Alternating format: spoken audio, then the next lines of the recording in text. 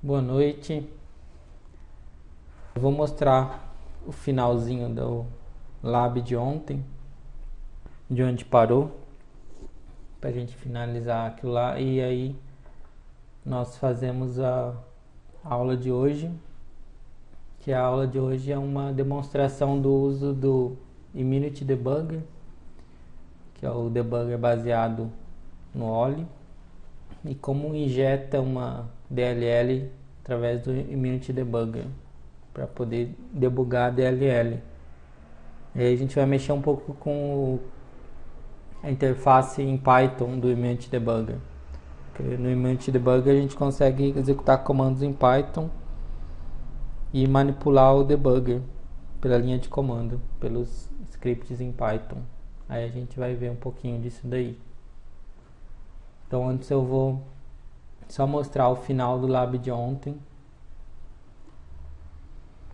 Eu vou compartilhar aqui meu desktop para finalizar.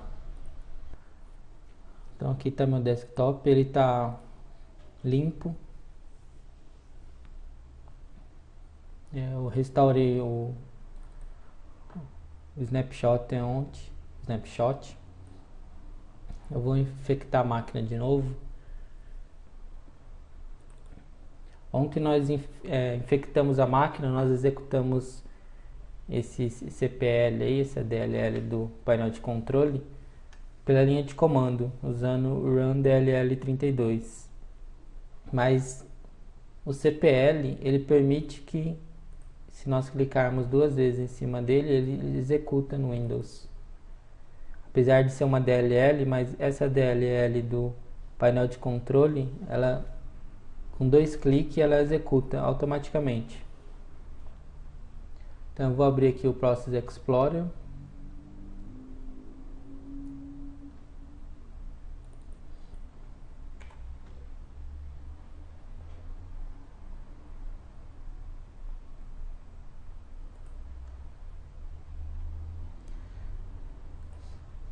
Eu vou deixar ativo também o FakeNet, só para ver se ele faz alguma coisa na rede.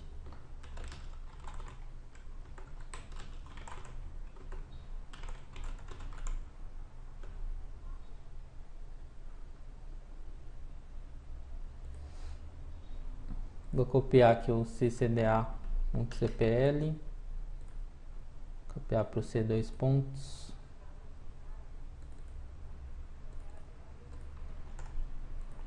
Eu vou clicar duas vezes em cima dele para ele executar.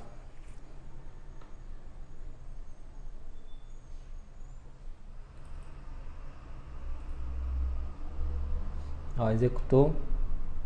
Automaticamente o Windows chama o run DLL32 para executá-lo.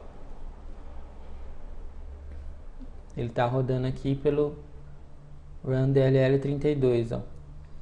Inclusive a linha de comando dá para ver ó, que ele utilizou exatamente a linha de comando que nós usamos ontem manualmente. Nós fomos lá no CMD e digitamos esse comando. Mas pelo fato de ser do painel de controle, ser CPL, o Windows já faz isso automaticamente. Se fosse uma DLL comum, não.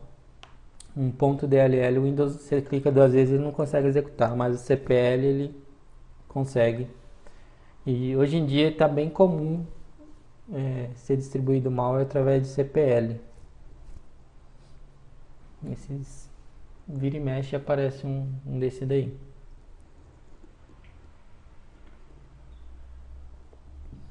Então ele está rodando aí.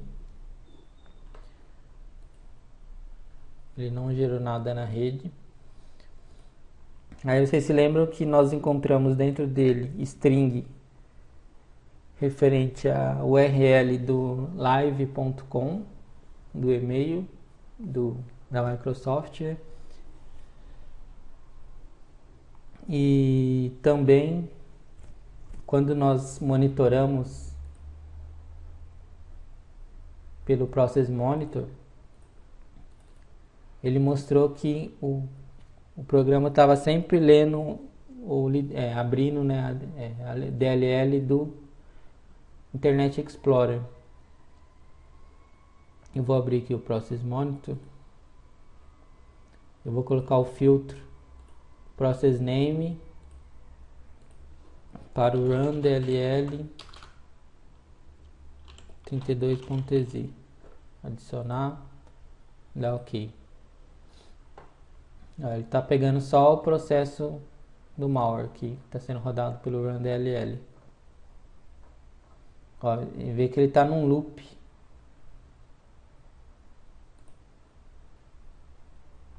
Dá para você selecionar aqui para ele deslizar automaticamente, auto scroll.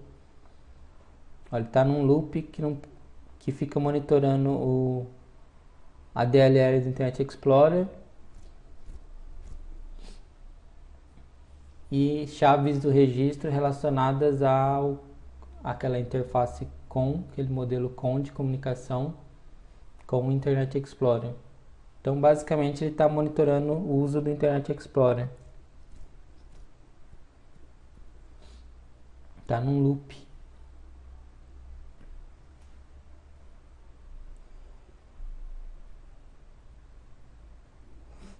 E aí quando eu estava analisando esse malware pela primeira vez, eu pensei o seguinte: ele está monitorando o Internet Explorer. E dentro dele eu só encontrei uma URL. Uma string referente a uma URL. E essa URL era referente ao e-mail da Microsoft. Deixa eu ver se tem aqui a string na pasta do lab, porque eu deixei vários arquivos lá dentro da pasta do lab 701.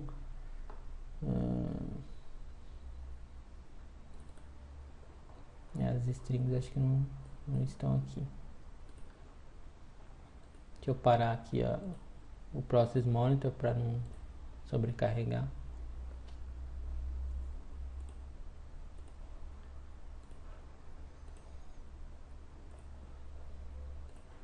Então sempre quando eu acho que o malware está monitorando o browser, eu tento descobrir o que ele quer do browser, né? O que ele está monitorando. Tipo, porque em algum momento ele vai fazer alguma coisa. Depende do site que você acessa, ele vai ter que fazer alguma coisa, né? Já que ele está monitorando o browser.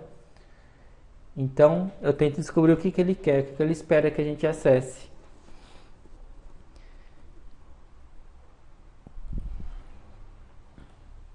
Eu vou abrir as strings do malware.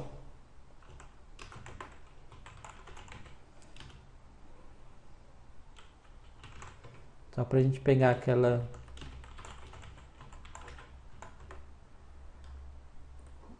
URL. Então usei o programa strings mesmo, de linha de comando. Salvei no TXT as strings do malware.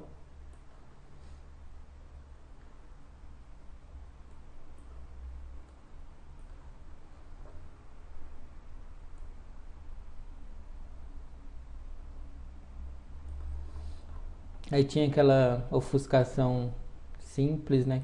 Que é só tirar o asterisco, 1%. Deixa eu ver aqui onde que estava. Aqui. Vou copiar só esse trecho.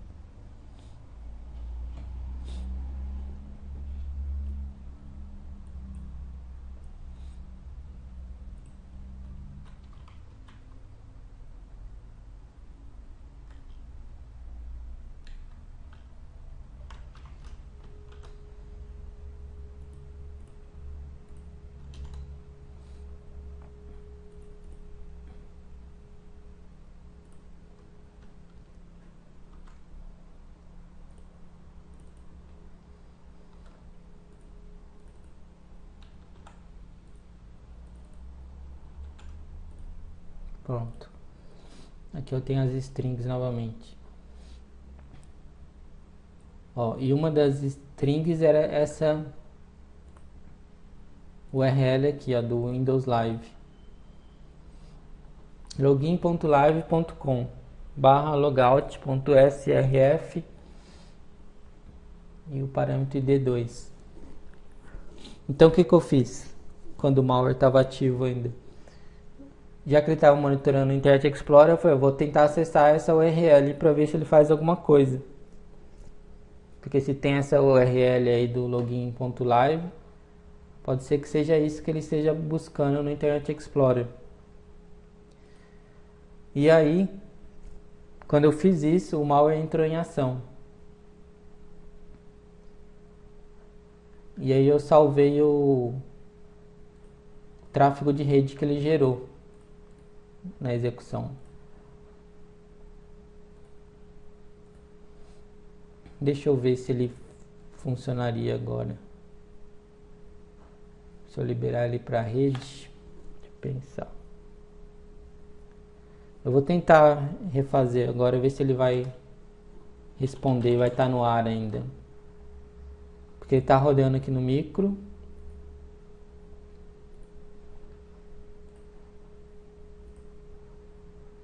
Vou fechar aqui.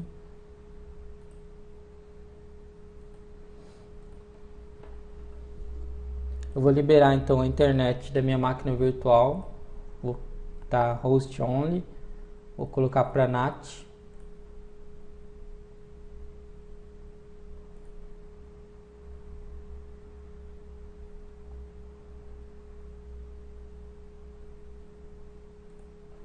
Agora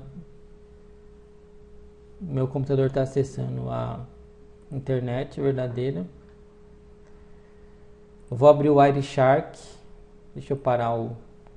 Acho que eu já parei, né? O FakeNet.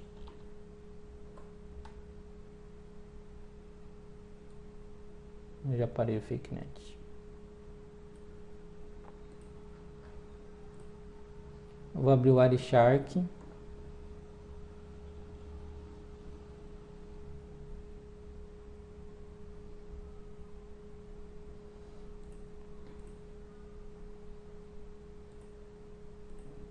Eu vou capturar todo o tráfego de rede.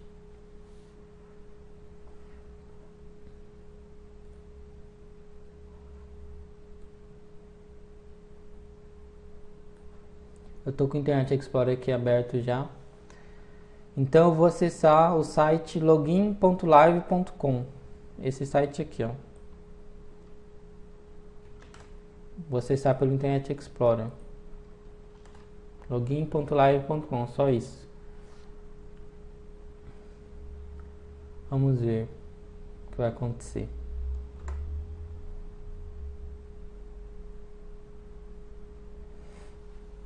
Ó, eu acessei login.live.com. Automaticamente foi carregada, foi chamada a página de logout. Essa mensagem aqui do Internet Explorer. Tranqueiraiada.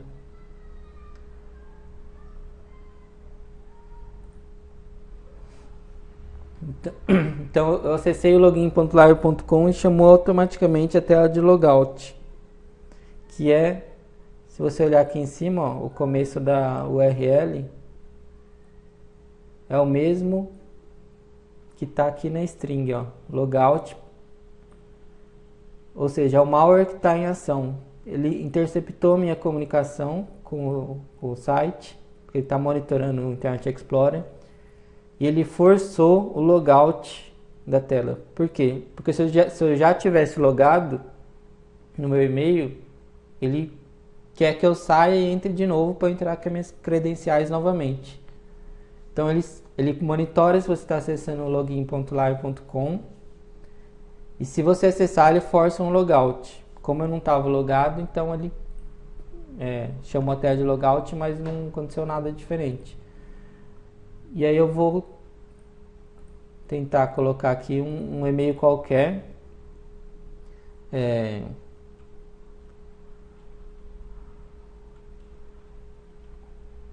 Eu vou pôr um nome aqui porque talvez esse nome vai pro cara se tiver ativo ainda. Então tem que ter um nome convincente. Pô, José 1990 Silva @outlook.com. Senha 1, 2, 3, 4. Isso aqui é um e-mail fake, não existe. Lógico que o Outlook não vai entrar, mas vamos ver se o malware vai capturar isso daí. Vou clicar em entrar.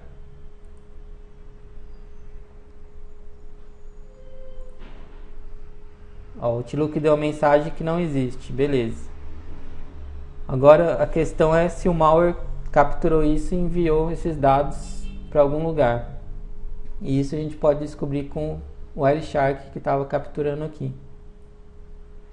Então a gente vem aqui na comunicação, ó, de rede, primeiro login.live.com, que é o site real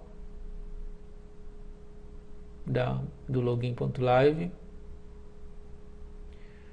Deixa eu ver se daqui.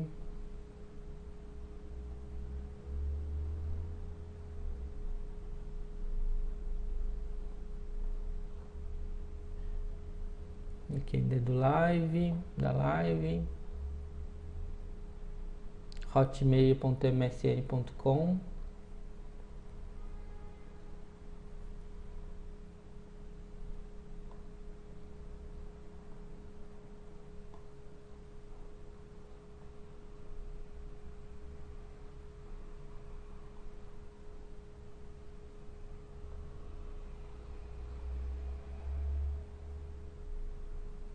Windows Live, isso aqui ainda acho que é verdadeiro. Deixa eu ver se teve alguma comunicação estranha.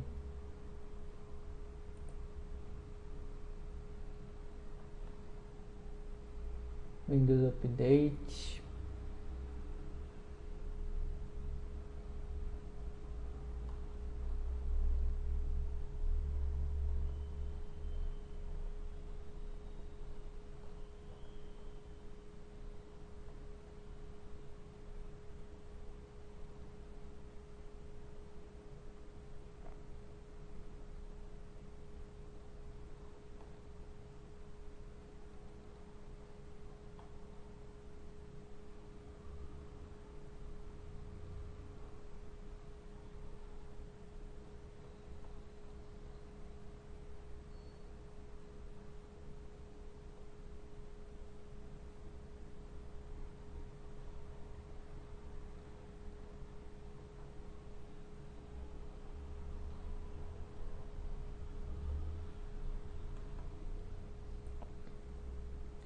Eu não vi nada diferente aqui. Deixa eu ver.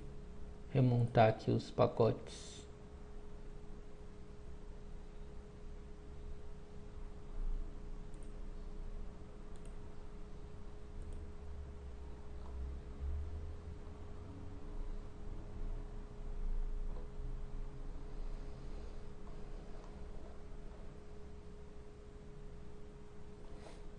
Deixa eu só ver qual que é o IP que ele acessava. Porque eu fiz isso antes, não agora, mas há um tempo atrás, e o malware estava ativo ainda. E ele acessou o site, um site para enviar as informações. 298 135 219. Deixa eu ver se ele acessou alguma coisa aqui.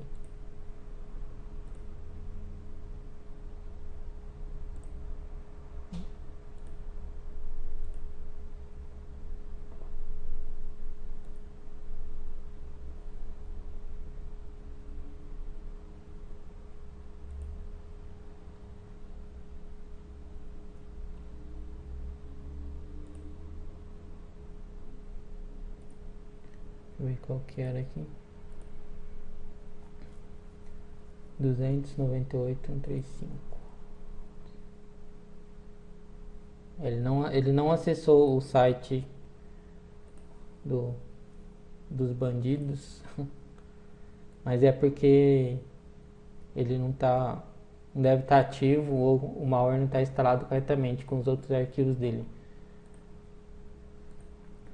Mas ele interferiu no funcionamento do site do login, porque ele forçou. Aqui, ó. Opa.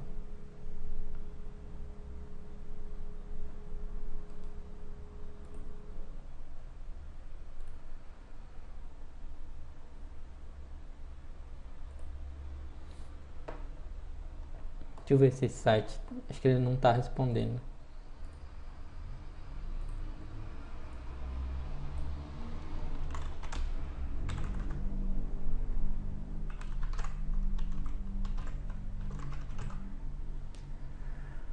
Ele tá, esse site não existe mais. Deixa eu ver se é esse mesmo. Ó, 298 135 219. Que é o 298 135 ou 134 185, é outro. Mas eu acho que esse também é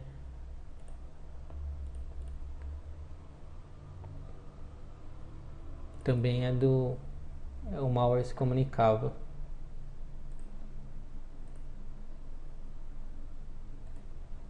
Ó, esse daqui. Ele está tentando acessar um site e não existe. Então por isso que ele não conseguiu enviar. Mas eu vou voltar aqui, ó.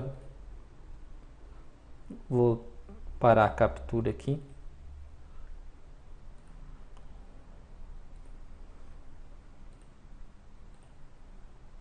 Vou fechar aqui. Deixa eu matar o processo. Só para não ter nenhum problema.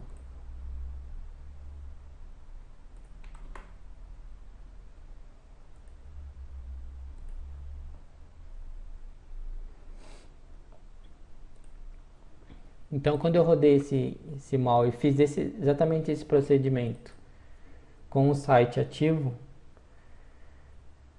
eu capturei esse tráfego de rede aqui, que está lá na pasta do lab, tem lab files, esse terceiro aqui, ó, ccda update hotmail. Então, eu capturei esse tráfego de rede com Wireshark, da mesma forma que a gente fez aqui, e aí gerou esse tráfego de rede aqui. A primeira comunicação que nós vemos é com esse servidor 298.134.185. Esse aqui está fragmentado, deixa eu pegar o...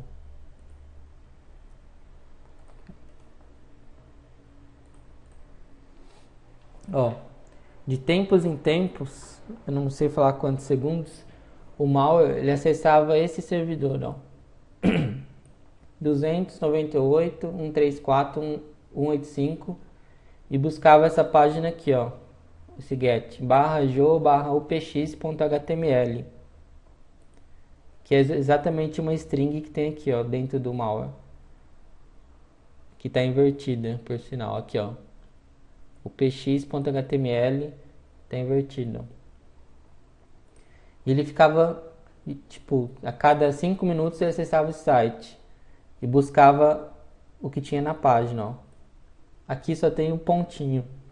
O que é isso daí? Isso daí é a comunicação com o comando, ou com o servidor de comando e controle do malware, que a gente chama Command Control Server. O malware sempre fica acessando esse servidor em busca de alguma atualização. Aqui no caso não teve nenhuma atualização, mas possivelmente quando o cara quer atualizar o malware, ele passava alguma informação aqui na página. E o malware lia essa página, porque ele estava lendo isso daí de tempos em tempos. E, dependendo da string que ele encontrasse, ele ia fazer alguma função no computador. Então, isso aqui é uma comunicação com o servidor de comando e controle.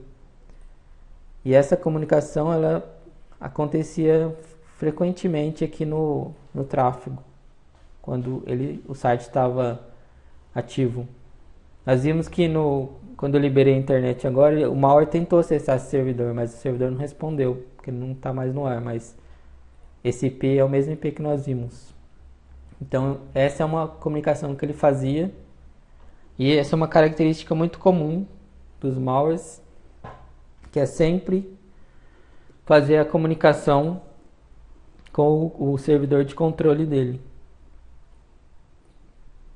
para receber atualizações. É uma espécie de botnet, né? Isso daí. É uma botnet em HTTP. Porque através dessa página aí, desse upx.html, o cara consegue passar comandos para o malware, e aí o malware executa os comandos. Pode receber uma atualização, ou pode ativar algum keylogger, alguma coisa assim. Então isso é uma espécie de botnet. Então esse era um dos tráfegos que ele gerava. E aí eu fiz o procedimento que aqui a gente vê que ele repete várias vezes, ó. Aqui, ó, lendo o PX, aí passa um tempo de novo o PX, é um loop isso daí. E então eu fiz o mesmo procedimento que eu fiz agora. Eu acessei o login.live da mesma forma que eu fiz agora. Quer ver? Eu vou encontrar a página aqui a parte que eu acessei o login.live. Ó, aqui é só a comunicação com o servidor, o PX, em busca de algum comando.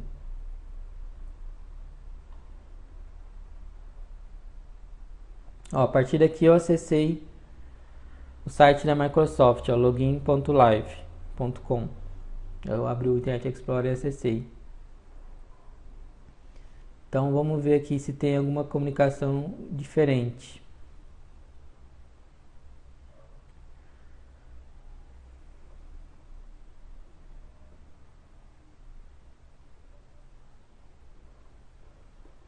Aí carregando a página da Microsoft. Essa coisa errada lá do site.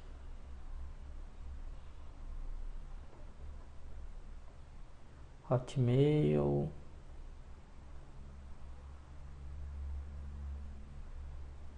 Aqui ele forçando o logout.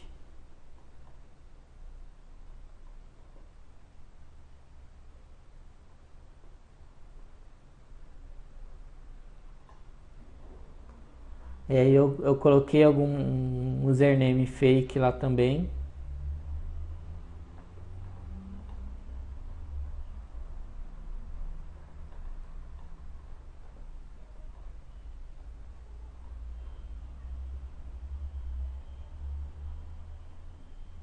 Tinha uma hora acessando o servidor dele ainda.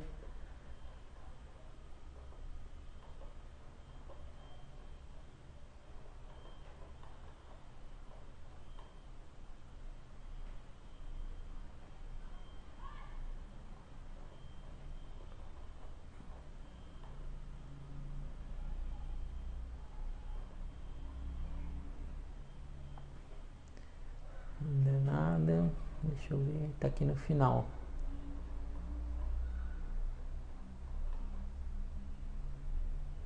Está no servidor dele. Aqui.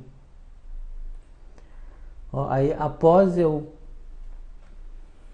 colocar um e-mail fake e mandar entrar lá no site do live.com, o malware gerou esse tráfego aqui, ó. Vou mostrar o tráfego aqui reconstruído. Olha, acessou o servidor 298.135.219. É outro servidor dele, do autor do malware. E aí ele mandou essa string aqui pelo método get. Ó, /sistema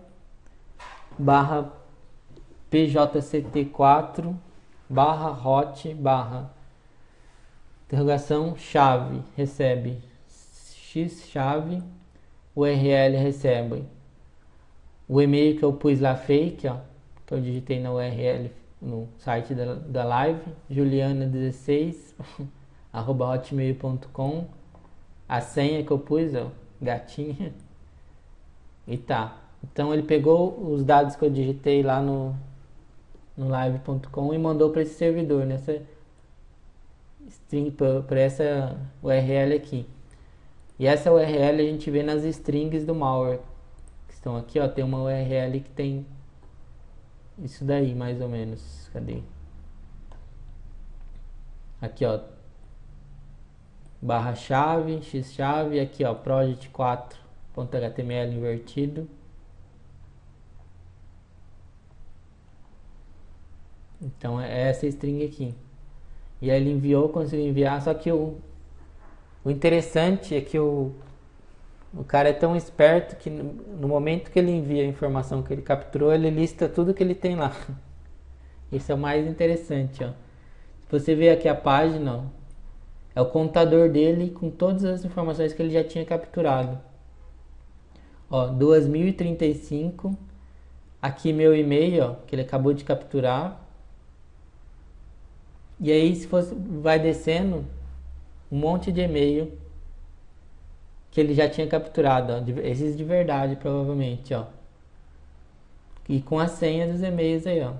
E-mails reais. Do Hotmail, ó. Então tem um monte de e-mail. Provavelmente até hoje muitos desses e-mails devem funcionar com essas senhas ainda. Que o pessoal não costuma mudar a senha com tanta frequência. Ó, e-mail pra caramba aí, ó. O e-mail e a senha, vários e-mails do Hotmail aí.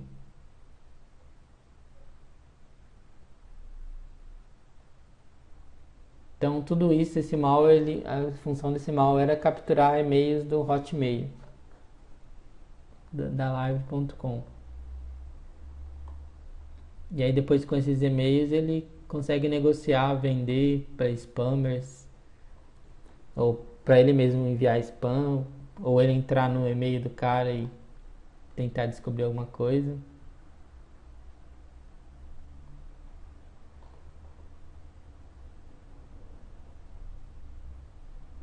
Então tem a senha aí de um monte de gente.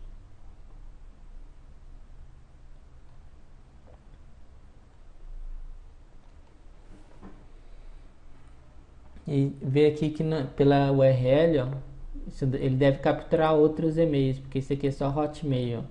Deve ter outros modos para capturar outros e-mails. Então o cara tem um servidor dedicado para isso, ó. Nesse IP ele tinha sistema pod 4 hot. Então isso daí era para capturar esses e-mails aí. Então basicamente era isso que o malware fazia.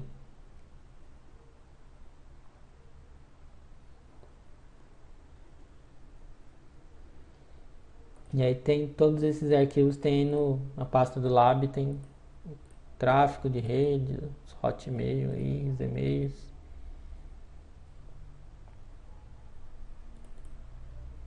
Tem os arquivos reais que o malware gerou quando ele estava ativo ainda e a rede estava aberta. Então, esse foi o lab de ontem. Então, se vocês encontrarem, por exemplo, um malware que está monitorando os navegadores, vocês tentem descobrir o que ele quer que você acesse. A maioria das vezes ou vai ser página de banco ou e-mail, site de e-mail. E aí vocês insiram o URL que ele quer, porque aí você vai conseguir ativar as funções dele. E aí você captura o tráfego e vê o que está acontecendo. Lógico que pode usar qualquer ferramenta, todas as outras ferramentas, Process Monitor, Process Explorer para visualizar tudo que está acontecendo.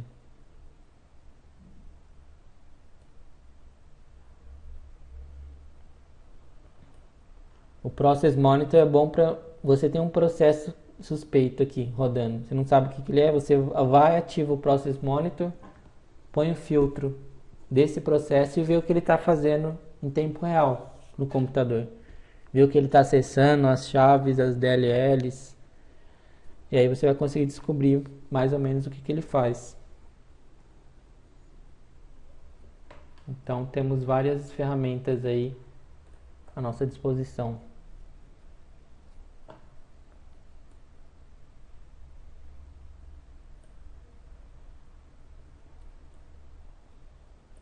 Então beleza. Então agora já para o assunto da aula de hoje, que é só um lab também. Então lab 702,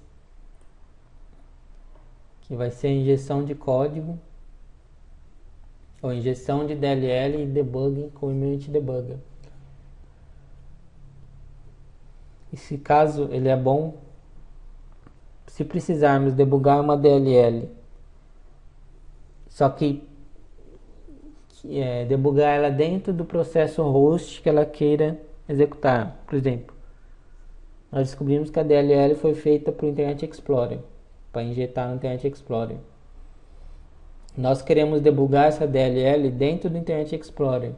Então nós vamos ver agora como que fazemos isso.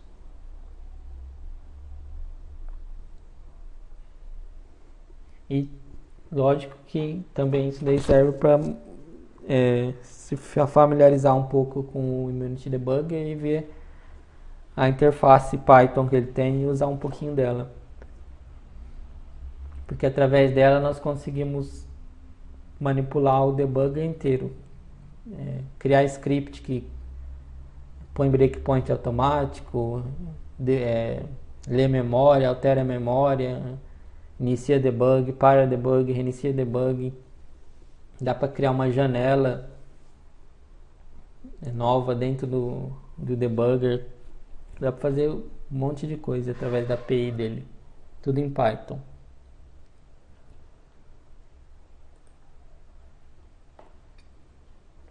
Então vou voltar já para máquina virtual para a gente fazer esse segundo lab aí.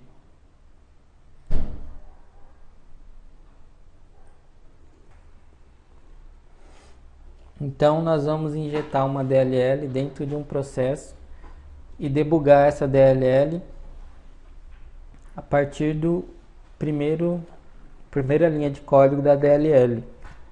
Lembra que eu falei ontem que assim que uma DLL é carregada na memória, automaticamente é executado aquele DLL entry point, DLL entry. Então, caso queiramos debugar uma DLL, nós temos que fazer com que o debugger pare antes de executar o DLL entry point, porque assim a gente não perde nenhum código da DLL. Então, precisamos primeiro de um processo host, um processo que servirá de base para a DLL executar dentro dele, para utilizar a memória dele. Então, novamente, eu vou usar o Internet Explorer como processo host. Vou deixar aberto aqui o Process Explorer. A gente vai usar o Internet Explorer. Então, eu vou abrir o Internet Explorer, deixar ele aqui aberto para servir de processo host.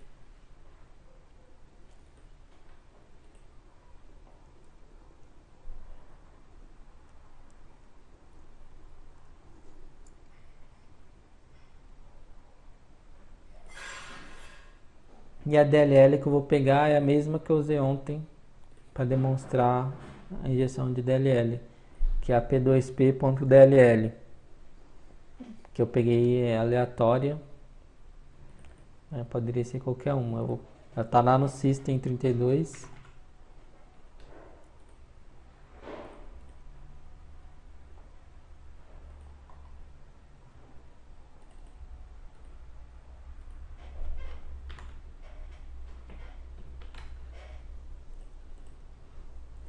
Então vou copiar ela aqui no C2 pontos, p2p.dll. Então tá preparado aí. Então agora eu vou abrir o Immunity Debugger. Esse ícone que está aqui na área de trabalho.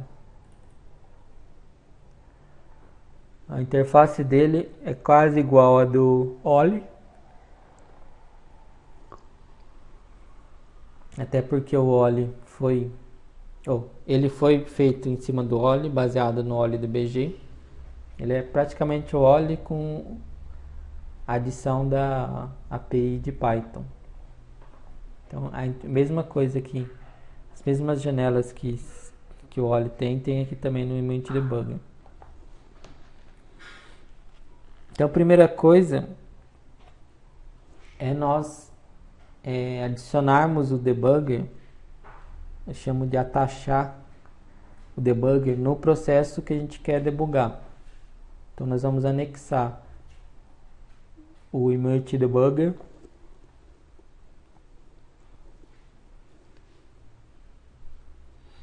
no Internet Explorer. Então como que faz isso?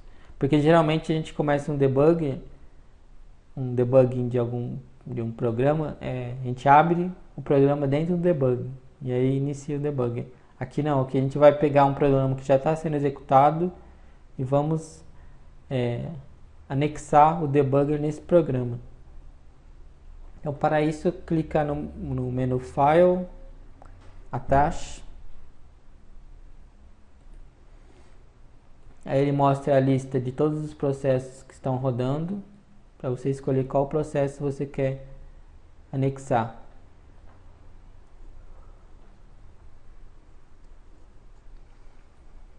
Então, no nosso caso, o Internet Explorer está aqui, ó, eExplore. O PID dele é 1820 no meu. Então, vou clicar em Attach. Então, aqui esse código que apareceu aqui é o código do Internet Explorer.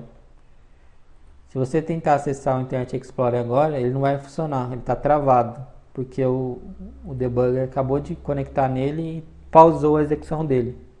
Então nós estamos debugando o Internet Explorer agora.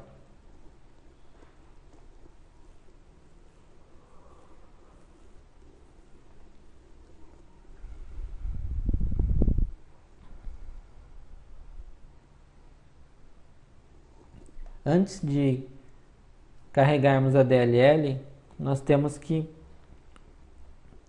alterar uma opção no debugger, no Image Debugger. Porque, como eu disse, todas as vezes que uma DLL é carregada no processo, ela automaticamente executa o DLL entry point. O entry point da DLL. Todas as vezes. Então, a gente tem que ter uma forma para que, quando ela for carregada no Internet Explorer, ela não execute o entry point. Ela não execute o entry point, porque a gente quer pausar antes disso. Então, para fazer com que ela não execute o entry point, quando ele for carregado, nós temos que alterar uma opção aqui no Image Debugger. Então, lá no menu Options, Debugging Options, tem uma aba chamada Events.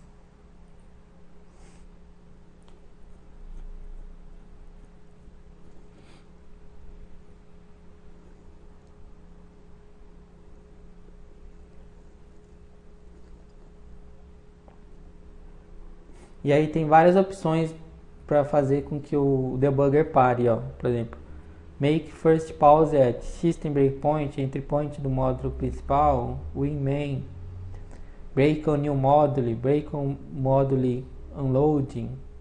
Então, o que a gente vai escolher aqui é Break on New Module, marcar essa opção. Então, ele vai automaticamente, quando um novo módulo, nesse caso o módulo é uma DLL carregada na memória, ele chama de módulo. Quando uma nova DLL for carregada na memória, ele vai pausar a execução, vai dar um breakpoint. E aí ele não vai executar o DLL entry point, ele vai pausar antes disso, que é justamente o que a gente quer. Então eu selecionei a opção Break on New Module, DLL, vou dar OK, beleza. Aí está configurada essa parte. Agora nós estamos prontos para iniciar a injeção de código da DLL.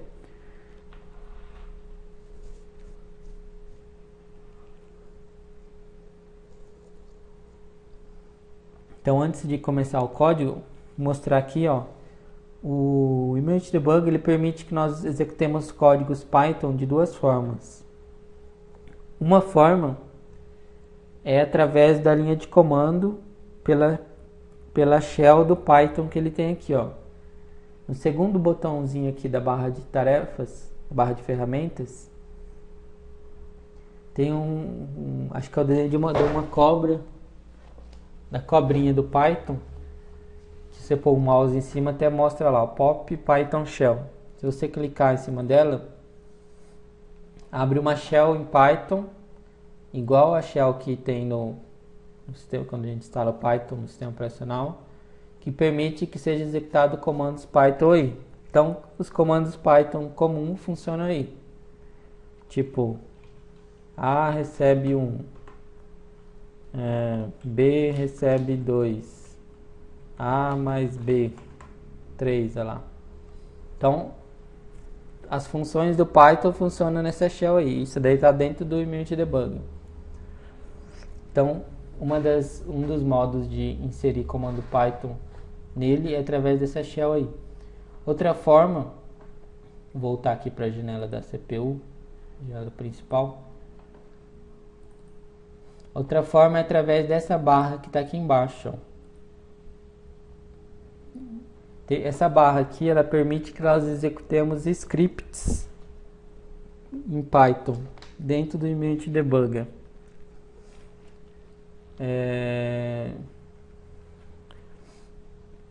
Se vocês verem lá na pasta de instalação do Immunity Debugger, eu vou lá, vai estar lá em arquivos, acho que é arquivos de programas. Arquivo de programas, Immunity Inc, Immunity Debugger. Aí tem uma pasta chamada PyCommands, que é essa daqui. Dentro dela existem inúmeros scripts Python, ó, que já vem configurado com a ferramenta, com o debugger. Então esses scripts são chamados por essa barra aqui, essa barra de comandos que está aqui, ó. Então, para chamar um desses scripts, deixa eu ver um que dê para eu executar aqui.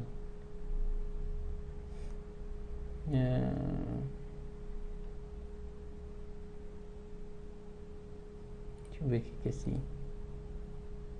scanpy faz. Detecta um packer, um crypto no módulo principal. Eu vou tentar executar esse script, já veio com a ferramenta. Ele chama scanpe.py. Então, para executar ele aqui na barra de ferramentas, eu tenho que digitar exclamação e o nome dele, scanpe, sem o .py, só isso. E aí ele vai executar o script dentro do módulo que eu estou debugando aqui. Vamos ver o que vai acontecer aqui.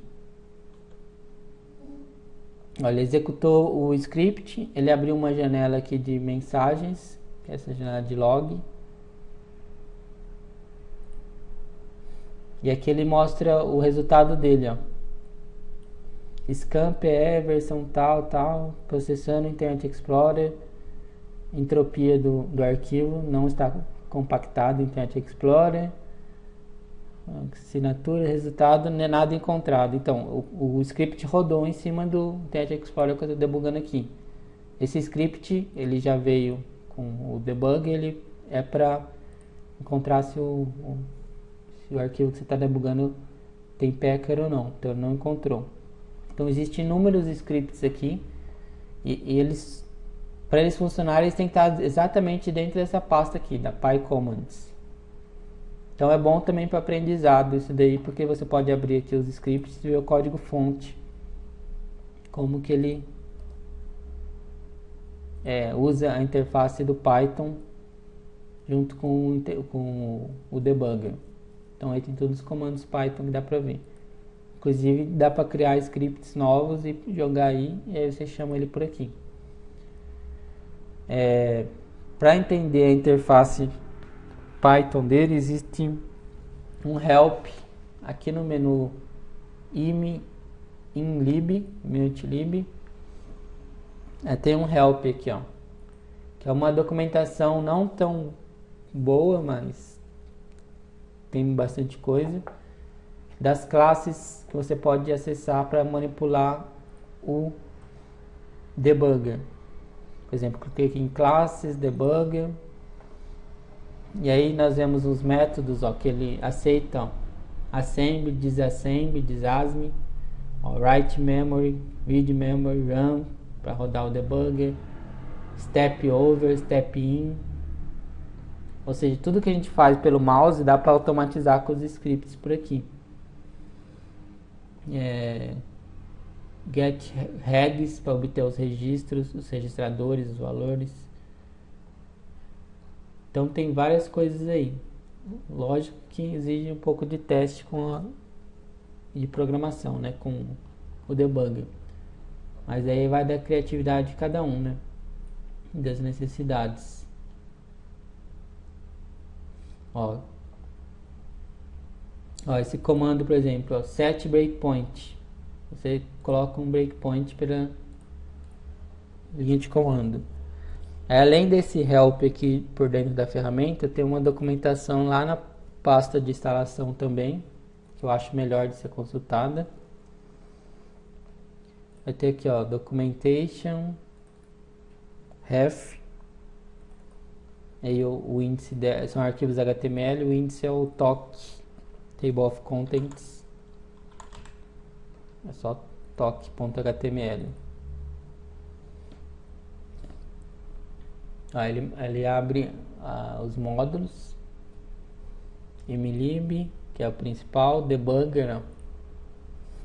E aí essa documentação eu acho um pouco mais completa. Tem o nome dos métodos que ele aceita. Por exemplo, deixa eu ver um aqui. Disasme. Clicar em cima dele, ó. Disasme address. Disasme é desassemblar. Fazer o disassembly. Aí mostra os parâmetros que ele precisa e tal, o que ele retorna. Então, através dessa documentação, você consegue descobrir o que é possível fazer com o Immunity Debugger pela linha de comando. Pela interface em Python. Assembly, get opcode. Por exemplo, aquele método manual que nós fizemos para decodificar strings, é possível automatizar com essa classe aí.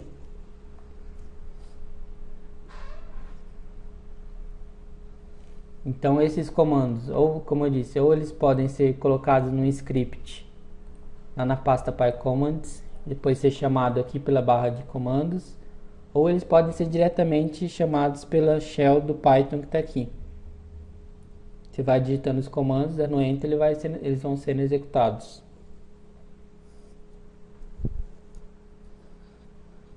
Então, voltando para a nossa finalidade, que é injetar uma DLL no processo que a gente está debugando e pausar a execução exatamente em cima dessa DLL, para que o debugging seja feito a partir da DLL, do código da DLL. Então, vamos digitar aqui no shell alguns comandos para fazer isso.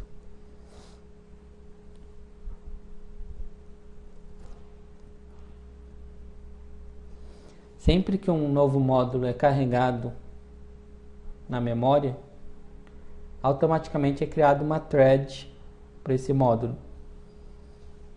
Porque na verdade o que executa dentro de um processo é a thread e não o processo em si. A parte de execução de um processo é a thread dele. E um processo pode ter um ou mais threads, né? Pode ser multithread.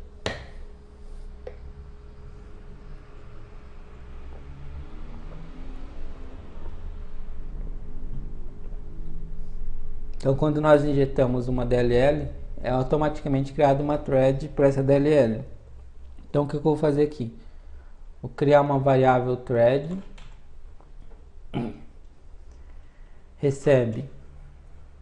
Esse nome pode ser qualquer nome. Eu pus o nome de thread, mas pode ser qualquer nome. E aqui eu vou usar a classe do Immunity Debugger, que já existe aí nele, que eu olhei na documentação e descobri que existe. Então sempre a classe dele começa com IMM, que é de Immunity. Immunity é uma empresa de segurança que fez esse debugger aí.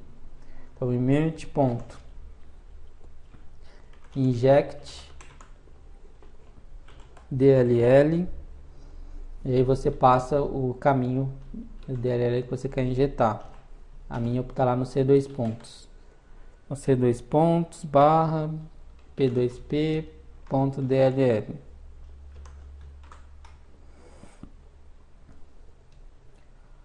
E dá enter.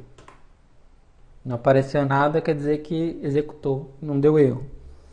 E se eu quiser exibir o número da thread que criou, eu consigo exibir isso através dessa variável que eu recebi a thread. Então pode pôr aqui, ó, thread ID, pôr uma máscara em hexadecimal aqui. Esses são comandos Python comuns. Thread. Então aqui eu estou printando, estou exibindo o número da thread que foi criada. A DLL não foi injetada ainda. Não terminou o processo de injeção ainda. Mas foi criada uma thread para ela aí já. Ela não foi carregada na memória ainda. Então foi criada uma thread que o ID dela é 668 hexadecimal.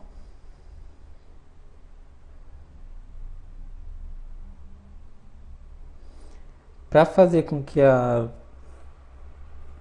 DLL seja carregada na memória, nós temos que executar o programa que a gente está debugando, né? Internet Explorer. Tem que liberar a execução dele. Porque aí ele vai poder carregar a DLL na memória dele. Para executar, nós vamos apertar o F9 para liberar o programa. Só que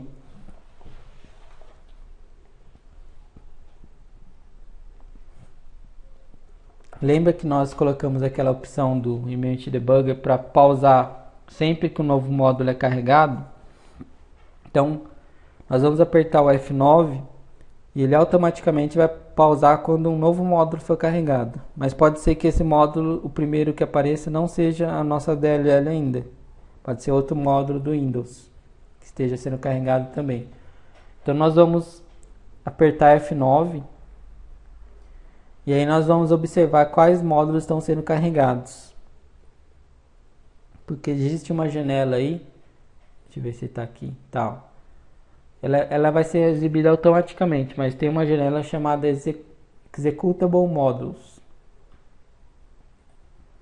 que mostra todos os módulos que estão carregados no processo. No caso, todas as DLLs que estão carregadas no Internet Explorer. Então, quando um novo módulo for carregado, ele vai aparecer aqui também. E aí a gente vai ver se é a nossa DLL ou não.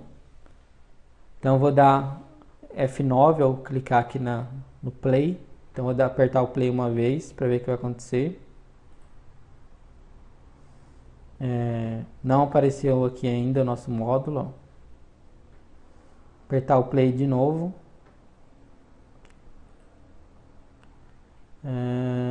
Agora sim. Deixa eu aumentar a fonte aqui.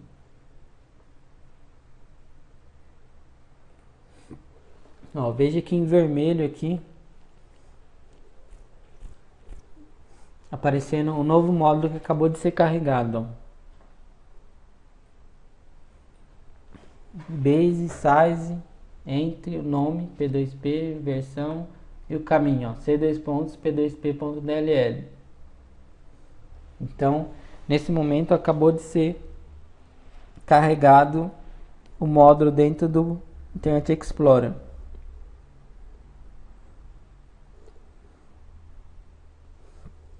Só que não foi executado nada ainda desse módulo.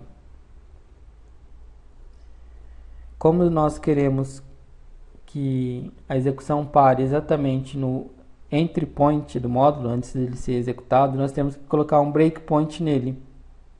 Porque se eu apertar play aqui de novo, ele vai executar o entry point da DLL e nós vamos perder a execução. Então eu tenho que manualmente, eu vou voltar lá na shell em Python, vou colocar um breakpoint pela linha de comando.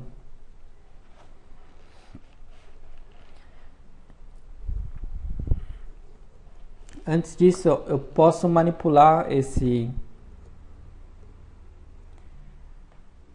módulo que foi carregado, eu posso exibir informações sobre ele pela linha de comando.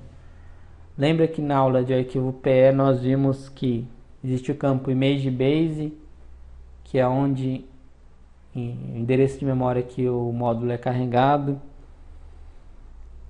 Tem como nós exibirmos também o entry point, o endereço do entry point. Então, eu vou digitar aqui alguns comandos só para nós visualizarmos essas informações. Por exemplo, print image base. Vou mostrar em qual endereço de memória o módulo foi carregado.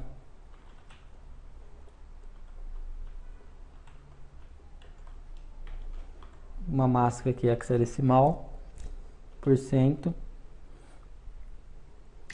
Antes disso, deixa eu apagar aqui. Eu vou pegar o handle, o ponteiro do módulo, e vou salvar numa variável para facilitar a minha manipulação do código dela. Então, vou criar aqui, ó, variável mod de módulo. Mod recebe IMM, que é a classe do Image Debugger, get, module e o nome de qual módulo que eu quero obter o ponteiro. Então eu estou pegando o ponteiro do módulo que eu acabei de carregar e jogando na variável mod. Beleza, não deu nenhum erro, então tá certo. E agora sim, agora com essa variável eu consigo obter algumas informações do módulo. Print, por exemplo, image base.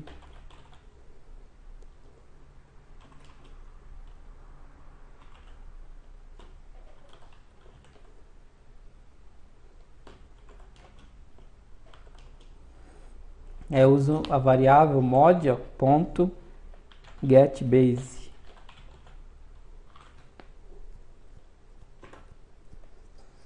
Ó, image base, endereço 4FB000. Ou seja, a minha DLL foi carregada nesse endereço aí. E é possível confirmar aqui na janela de módulos, ó. Windows Executable Modules. Ó, aqui fala, ó, tem a coluna base, que está em vermelho, ó, exatamente o endereço que eu vi ali. O entry point também é possível obter. O entry point da minha DLL. Vou pôr aqui P.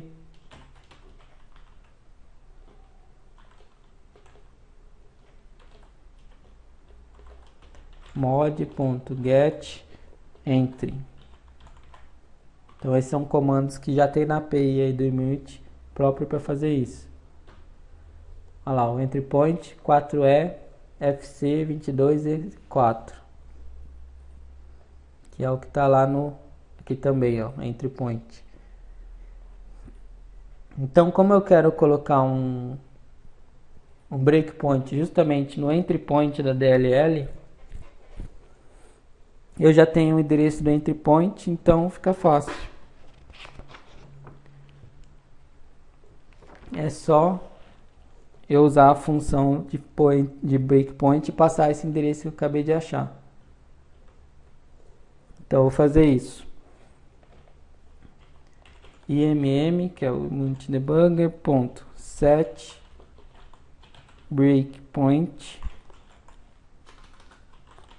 Estou criando um breakpoint pela linha de comando.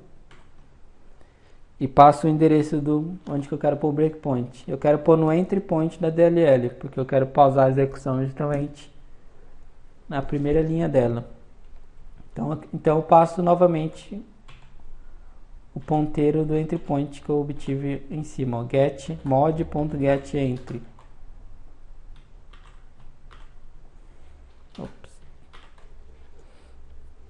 E aí vai ser configurado um breakpoint no entry point da DLL que eu acabei de carregar.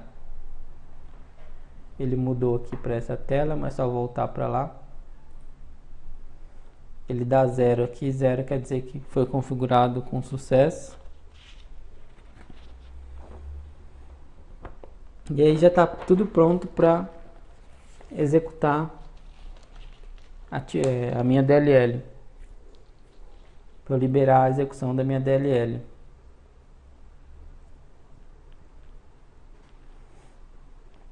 Antes eu vou desativar aquela opção que eu pus de break on new module, porque não me interessa mais.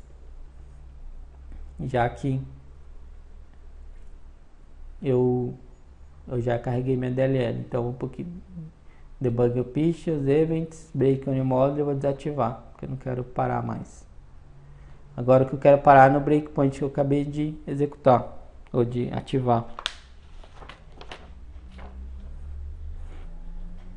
E aí agora é só mandar executar. Ó, se a gente for na janela de breakpoints, que é o botão B aqui da barra de ferramentas, vai exibir o breakpoint que a gente acabou de configurar pela linha de comando aí do Python.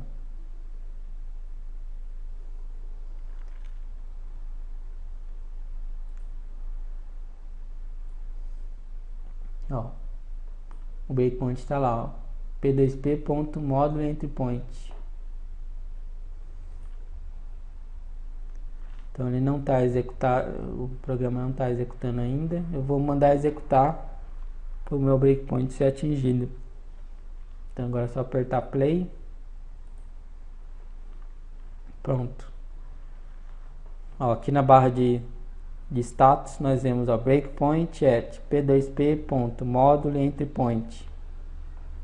Aqui em cima também nós vemos ó, módulo p2p. Então nesse momento essa linha aqui ó, é exatamente a primeira instrução da DLL que nós acabamos de injetar no Internet Explorer. É a primeira instrução que vai ser executada. Não executou nada ainda da DLL. Ela acabou de ser carregada na memória, mas não executou nada ainda. Então, caso fosse uma DLL maliciosa, a gente estaria pronto para iniciar o debugging dela dentro do Internet Explorer. E se a gente ver aqui no Process Explorer, tem para mostrar as DLLs carregadas, vai ter a nossa DLL carregada aqui nele. Nós carregamos pelo Unity Debugger. Ó. Então, a partir desse ponto, o debugging é normal, igual nós fizemos em outras aulas. Se fosse uma DLL maliciosa, podia ir executando linha a linha, ou colocando breakpoints adicionais, da forma comum mesmo, com F2, dando step in, step over. E aí a DLL vai ser executada normalmente dentro do espaço de memória do Internet Explorer.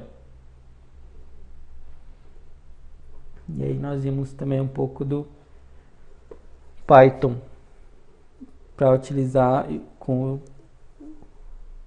o Unity Debugger. Então essa parte era isso daí. Caso vocês estiverem analisando uma DLL maliciosa e queira debugar num processo específico, né, num processo host específico, é só fazer isso daí. Tudo essa etapa está na apostila de vocês, todos os comandos e a explicação desse processo aí. E lógico que vai ter o vídeo também para vocês verem. Então, relações às funções, Rafael, é a mesma coisa. É idêntico ao Oli. A única coisa que muda é essa interface, essa API Python aí. A única diferença. Que o Oli não tem e o Unity Debugger tem. Então, a única diferença é que dá para usar esses comandos Python para manipular o debugger.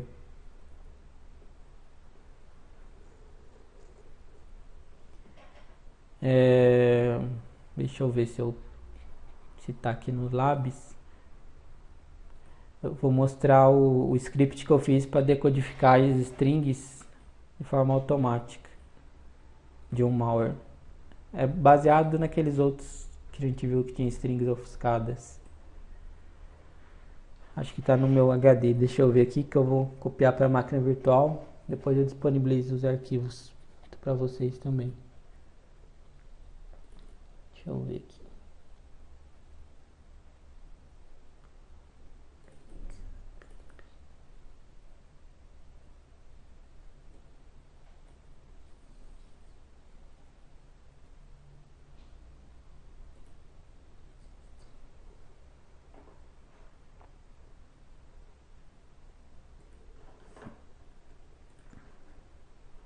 Vou fechar tudo aqui.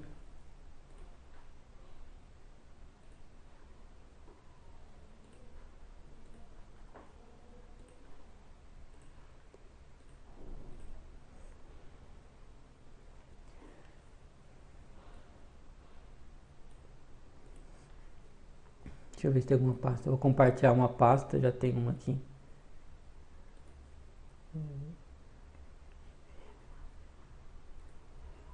Para copiar o arquivo.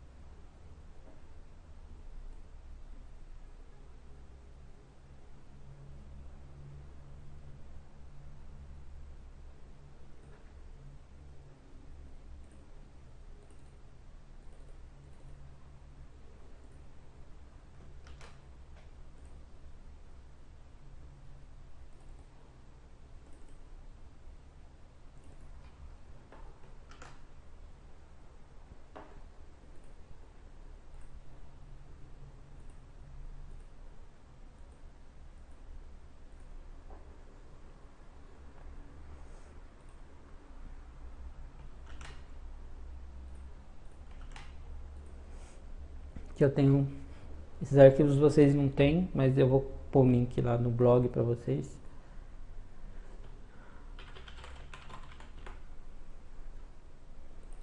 Isso aqui foi uma apresentação que eu fiz no GTS, na conferência. E aí eu mostrei como que poderia ser feito a descriptografia de strings, né? Ou a desofuscação dessas strings que nós encontramos frequentemente nos malwares, de forma automática com o uso do Immunity Debugger. Então aqui nos arquivos desse RAR aqui, vocês vão fazer download depois, tem o slide da minha apresentação, PDF, tem o arquivo do malware que eu usei, que estava com as strings criptografadas, tem o vídeo da execução do meu script e tem o script que eu usei para fazer a descriptografia automática com um script em Python no Immunity Debugger. Eu vou demonstrar aqui, ó, só para vocês verem. Vou extrair o malware aqui para refazer. Deixa eu só desativar a internet.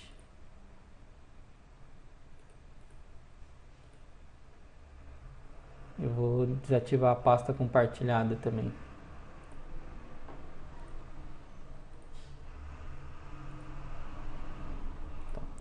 Aqui é um malware netempresa.ez. E aqui eu tenho um script em Python.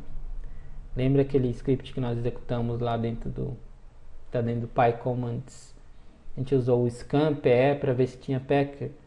Então esse daqui tem que ser copiado lá na mesma pasta que está lá, para ele funcionar no Immunity Debugger.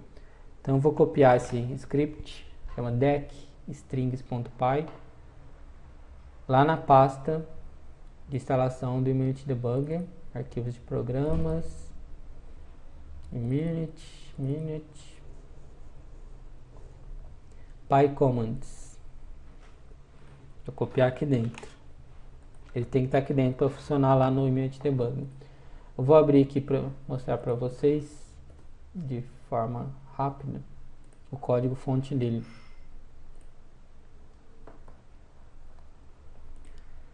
Então, o código fonte é simples.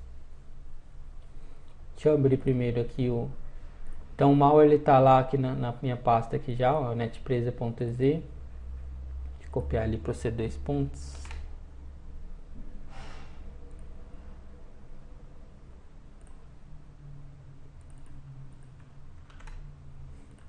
E vou abrir ele pelo Immunity Debugger. Abrir normalmente aqui em abrir. netempresa.ez, vou abrir. Então tá aqui o malware carregado e pausado, né? Então eu vou mandar exibir as strings dele. Clicar com o botão direito, a mesma coisa que o Oli, mesma coisa, idêntico. Search for all reference text strings Abriu a janela de strings, deixa eu aumentar aqui.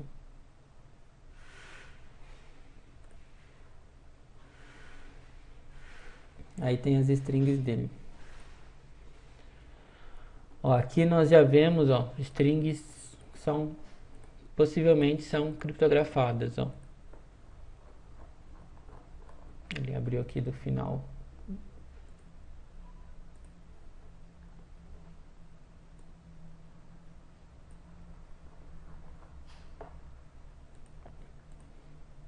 Esse malware ele era bem...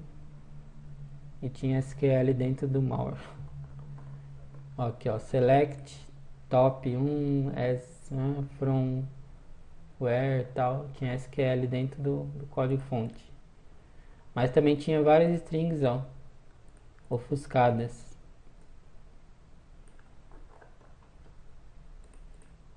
Aqui ó, tanto de string que estão ofuscadas.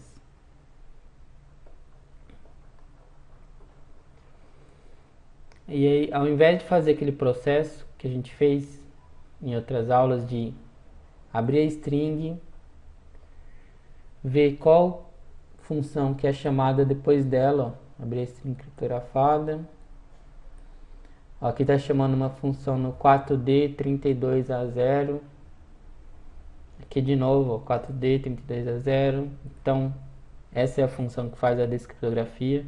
Então, ao invés de manualmente executando e pegando o resultado, eu fiz esse script para descobrir de forma automática.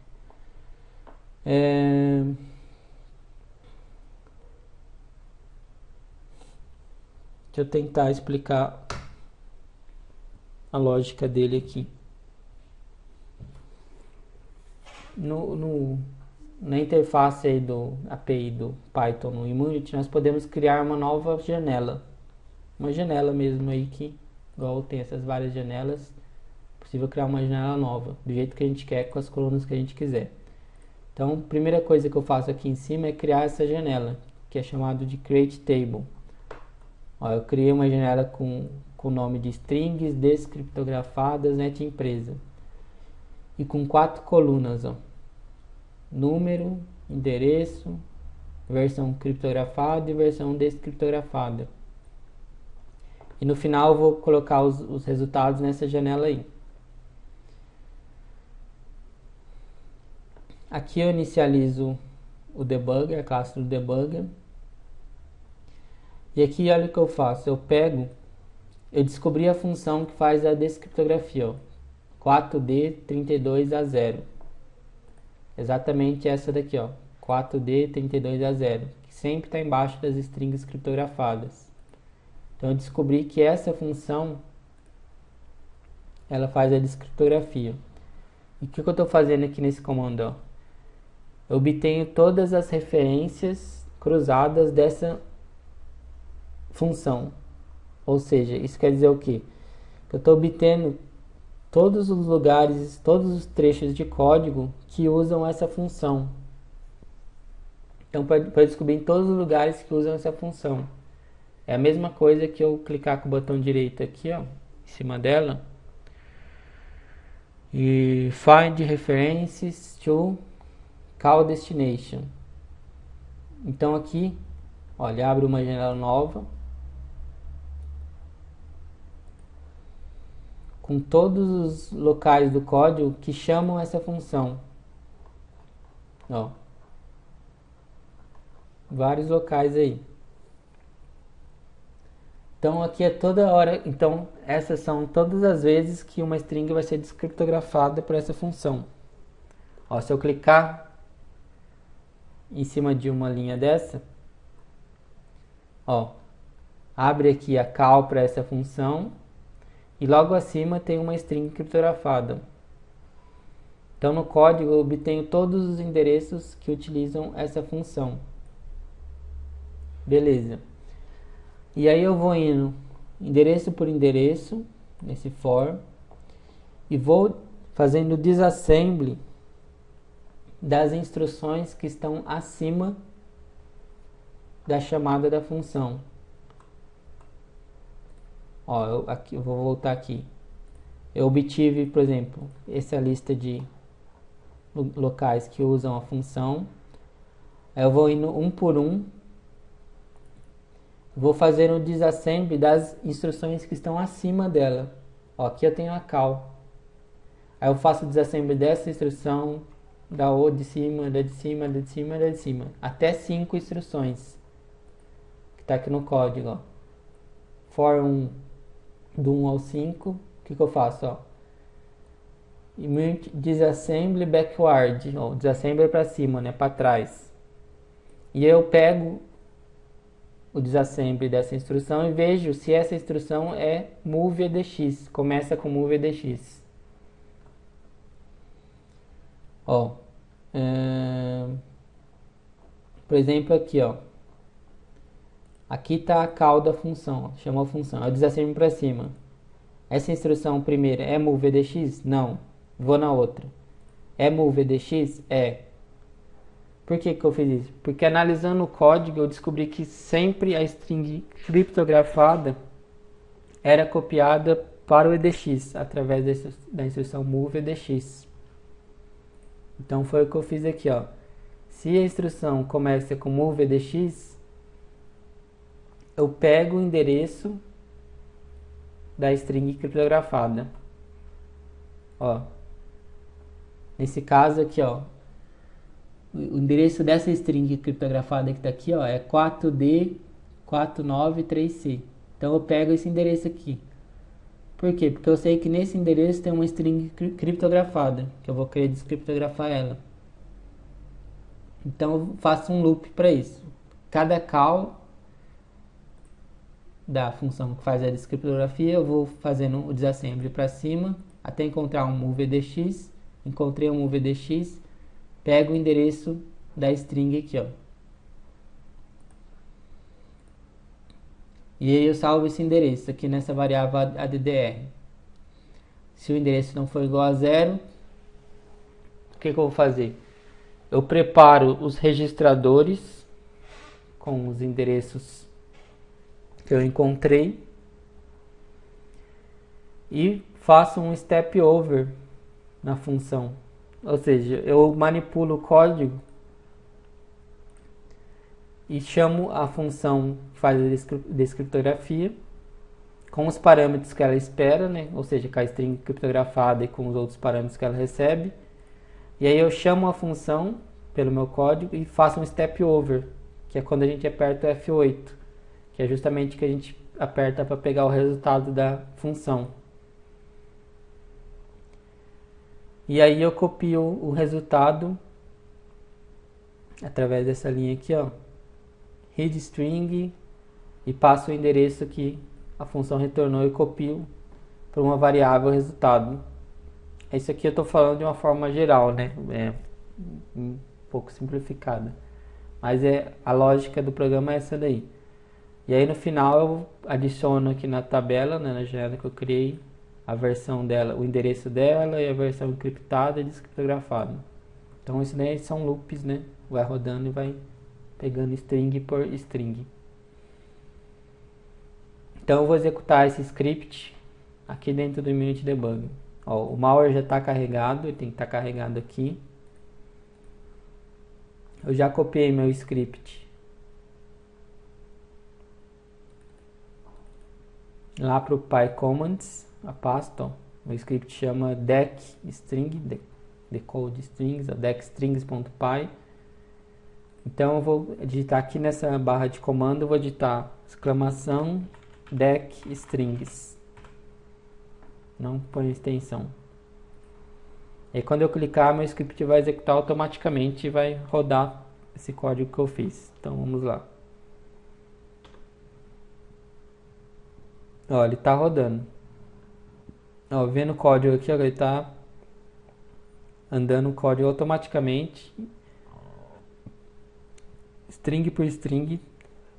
A janela de resultado ela está aparecendo bem rápido e some, né? Porque está no loop. Então esperar terminar a execução do script.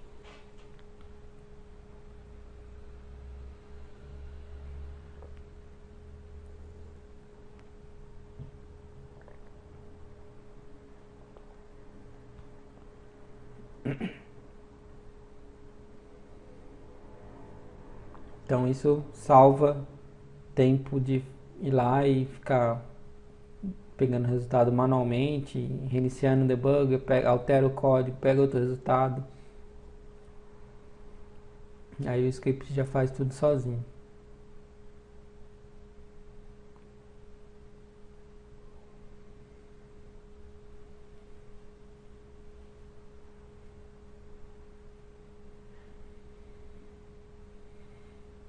E esses scripts não é só para isso que eles servem. Qualquer coisa que você queira automatizar dentro do debugger, fazer por código, dá para você mexer a criatividade. Deixa eu aumentar aqui, ó, o tamanho da fonte. Então essa janela aqui é a que eu criei, ó, strings descriptografados net empresa, é a janela que eu criei pelo meu código, com as colunas que eu criei, ó, número, que é a quantidade de strings, o endereço da string, a versão criptografada,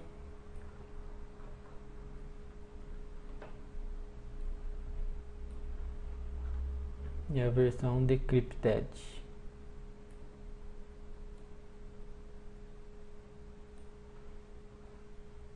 Deixa eu ver aqui, tá meio ruim de visualizar.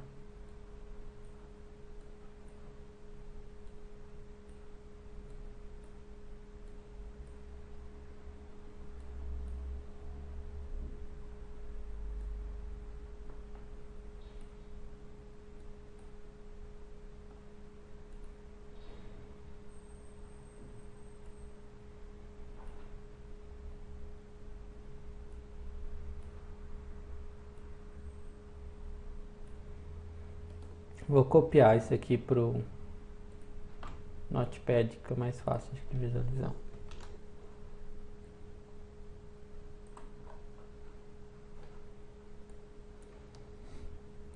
Ó, então aí, ó, as colunas, aqui, ó, a primeira criptografada, então aí, ó, a versão criptografada da primeira e a versão descriptografada. Então aí ele fez automaticamente, ó, arquivos de programa GB plugin, que é o plugin dos bancos, ó. Ele tinha essas strings referente ao plugin dos bancos, ele devia mexer alguma coisa com os bancos.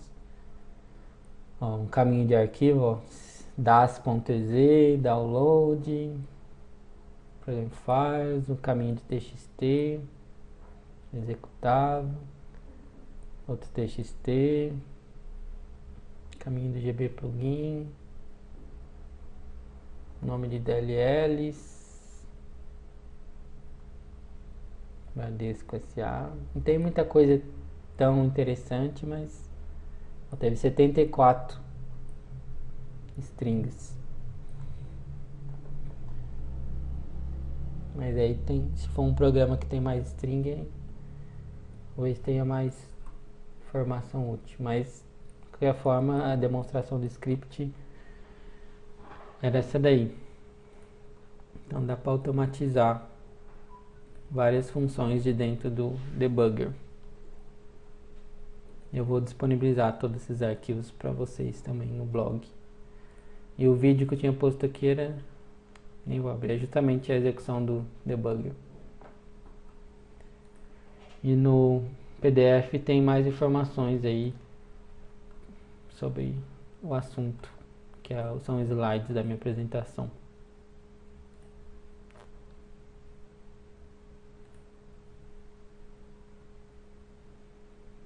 Então beleza, era isso.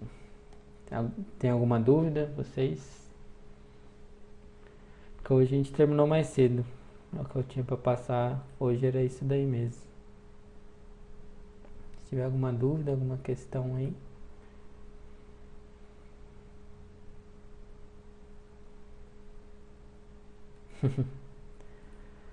É só pegar o jeito que automatizar é bem melhor.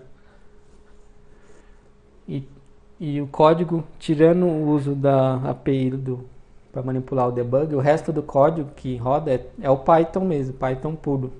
Tudo que você faz em Python dá para você fazer lá no script também. E aí você usa a API do debugger só para manipular ele, né? Para usar as funções dele, mas o resto do código é Python, dá para você pôr qualquer código em Python lá. Então, como sempre, o Python facilita a vida na hora de trabalhar com segurança, engenharia reversa. Tem muita coisa. Numa outra aula, eu acho que na aula de rootkit, user mode, a gente vai ver um outro esquema de usar o Python para hoocar, criar hooks em processos, programas. Que a gente vai usar o PyDBG, que é uma outra, é um debugger por linha de comando em Python, que é uma biblioteca completa de debugging. E aí não precisa, por exemplo, do Immunity. Só na biblioteca você já executa o debugger. Aí você vai chamando, criando um script em Python para executar o debugger. É um debugger inteiro em Python, pela linha de comando. Você só chama a biblioteca deles e vai executando. Tipo, carrega o arquivo tal no debugger, no PyDBG. Põe breakpoint, executa, reinicia, faz o que quiser no debugger. Só ter nessa biblioteca aí de Python.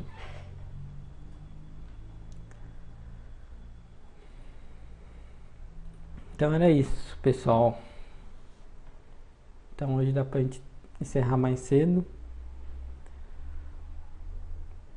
Qualquer coisa, estou à disposição. E aí na segunda-feira nós continuamos nosso curso. Hoje foi a aula 12. Tem bastante coisa ainda aí. Particularmente eu gosto muito da aula de rootkit. Então acho que semana que vem já vai ter de rootkit, que é bem da hora. Beleza? Então valeu, pessoal. Boa noite. Bom final de semana. Até segunda. Abraço.